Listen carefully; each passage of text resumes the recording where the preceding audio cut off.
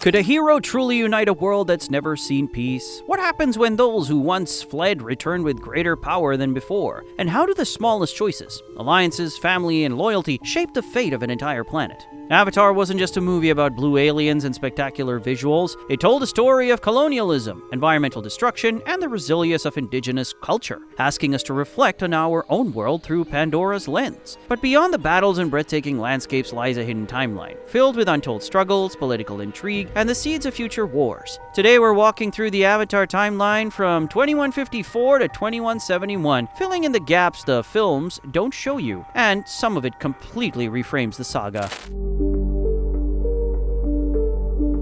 By the end of Avatar, set in 2154, Jake Sully leads the Na'vi in a climactic battle against the Resources Development Administration, the RDA, culminating in the Battle of the Hallelujah Mountains and the destruction of the mining operation. Humans are expelled from Pandora, and Jake permanently transfers his consciousness into his Na'vi avatar, embracing his new identity and responsibilities. But victory did not mean peace. In the immediate aftermath, Pandora was a shattered world, not just physically but politically. The Na'vi were victorious against a foreign invader, yet they were suddenly plunged into a new kind of struggle, internal instability. Traditional politics clashed with sudden hero worship. The social fabric of the Omaticaya and neighboring clans was strained by grief, distrust, and questions about leadership. This era is explored in the comic series Avatar: The Next Shadow, 2154, where Jake's ascension to Olo Ektan, Chief of Chiefs, is not universally embraced. Some clans, especially the family of the slain warrior Sute, see him as a lingering human threat despite his sacrifice and transformation. There are attempts on his life, murmurs of rebellion, and palpable fear that Pandora's unity could fracture from within. But the key takeaway was that Jake isn't just a warrior anymore. He's a leader. And leadership, especially in a fractured, ritual-bound society, is infinitely harder than battle. The first seeds of political conflict among the Na'vi are sown here, and Pandora's future will be shaped as much by these internal struggles as by the threat of returning humans.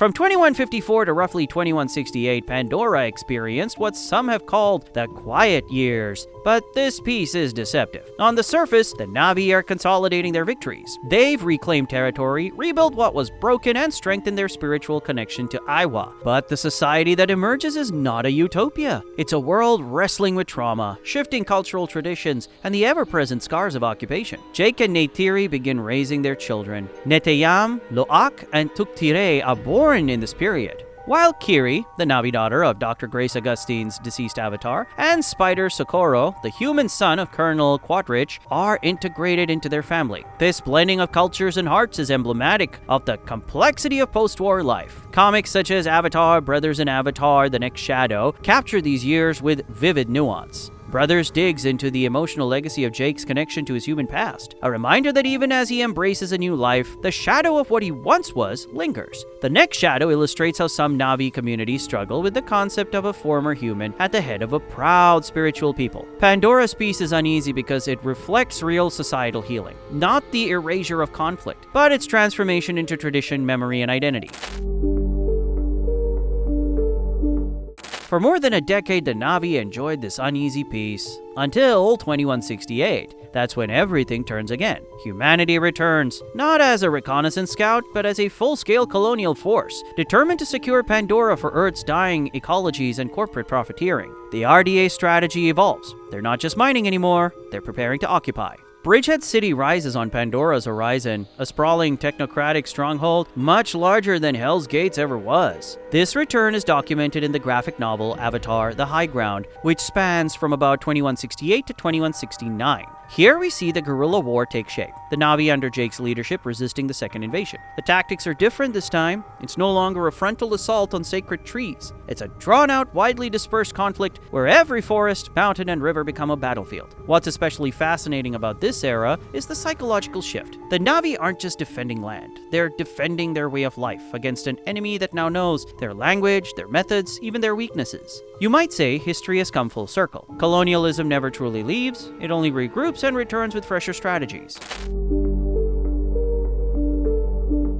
By 2170, the stage is set for Avatar: The Way of Water. This isn't just a continuation of the war, it's a transformation of it. Jake and Neytiri's family has grown. Their children are now central actors in Pandora's future. Their struggle is not only military, but profoundly personal, raising Na'vi children in a world where humanity is both a threat and lingering memory. More importantly, they seek refuge with the Metkaina clan, the ocean-dwelling Na'vi, whose culture is tied to the seas instead of forests. This transition is symbolic. Water as renewal, adaptation, and the flow of life, contrasting with the static sanctity of the forest that defined the first film. Colonel Miles Quaritch returns too, not in body, but as a recombinant, a synthesized Na'vi avatar implanted with memories of the real Quaritch. These recoms represent a terrifying evolution, an enemy that has learned from its past defeat and now fights with intimate knowledge of its opponents. The climax of The Way of Water reaffirms the emotional core of the franchise: family as resistance, fatherhood, motherhood, sibling bonds. They all become weapons against the dehumanizing machinery of colonial ambition. The oceans themselves become battlegrounds and sanctuaries.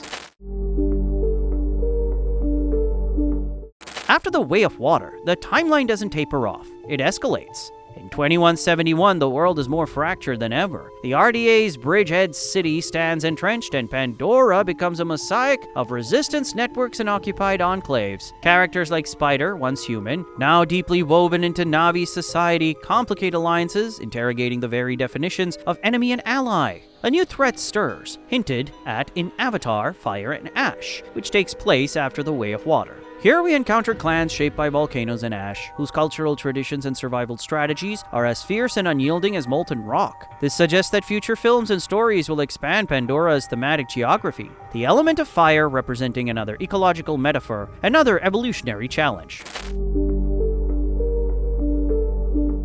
This timeline, from 2154 to 2171, isn't just a series of blockbuster set pieces. It's a narrative arc about repetition and change in the face of domination, colonialism, and resistance. The RDA cycle of defeat, retreat, and return mirrors real-world patterns of colonial aggression, displacement followed by strategic reoccupation. Pandora becomes a mirror of Earth's history, not merely a backdrop for spectacular battles, family, and legacy. Jake's evolution from soldier to Na'vi leader to father reframes the narrative. The stakes become less about territory and more about future generations who must inherit a world shaped by war and compromise. Ecological allegory. Each cinematic era symbolizes a different ecological domain. Forest in Avatar 1, oceans in The Way of Water, and soon fire in upcoming films. Each element broadens the metaphors around climate change, cultural survival, and humanity's impact on nature. So when you look at the Avatar timeline, it's not just sci-fi spectacle. It's a mirror of our own history. Cycles of colonialism, resistance, adaptation, and legacy. As you rewatch these films and explore the extended canon, notice not just the visuals, but the threads of meaning that tie each era together. The question isn't just who will win the war for Pandora. It's whether Pandora's story will end differently than Earth's. If you enjoyed this deep dive, don't forget to like, share, and subscribe to the channel for more timeline explorations and hidden story insights.